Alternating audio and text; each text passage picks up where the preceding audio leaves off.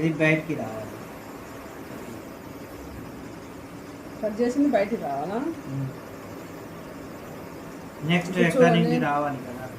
ఇది పాటెడ్ చేసేటప్పుడు చూడండి, ఇట్లా ఒక ఘాట్ లాగా పెడతాం కదా, అది బయటకు వచ్చేటప్పుడు దీన్ని ఫోల్డ్ చేసి కుట్టాల్సిన అవసరం లేదు.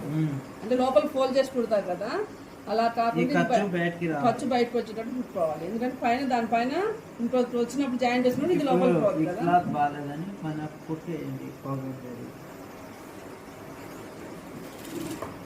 ఎందుకంటే మనం పాటెడ్ కుట్టినప్పుడు ఫినిషింగ్ కంపల్సరీ కావాలన్నమాట.